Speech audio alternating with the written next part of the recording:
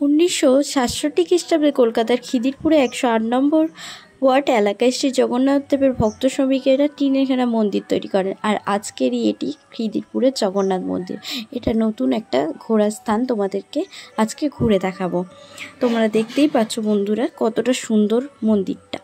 অবিকল পুরীর জগন্নাথ মন্দিরের আদলে গড়ে তোলা হয়েছে এই মন্দিরটি।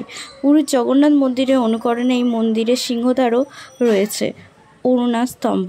অরুণাস্তম্ভ থেকে 18টি সিঁড়ি উপরে স্থাপিত হয়েছে গেরুদা স্তম্ভ। গেরুদা স্তম্ভের পরেই মন্দিরের মূল দরজা রয়েছে।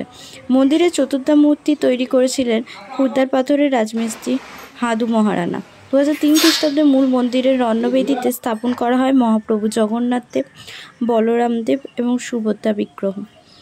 সুপরিকল্পিত এবং সম্পাদিত মন্দিরটি সপ্তাহের সমস্ত দিনই ভক্তদের জন্য খোলা থাকে। 6টা থেকে সকালে দুপুর 1টা পর্যন্ত এবং বিকেল 4টে থেকে রাত্রি 9টা পর্যন্ত খোলা থাকে। এবং এখানে এই মন্দিরটা কী করে আসবে সেটা তোমাদের বলে দিই বন্ধুরা। তোমরা শিয়ালদা থেকে যে কোনো বাস ধরে এখানে খিদিরপুরে নেমেই কিছুটা হাঁটলেই এই মন্দিরে আসতে পারবে। আর মন্দিরের থেকে আরেকটা আসার রাস্তা হলো ট্রেন রাস্তা।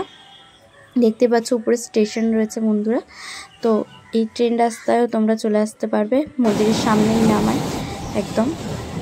দেখে নাও বন্ধুরা ভিউটা কতটা সুন্দর লাগছে।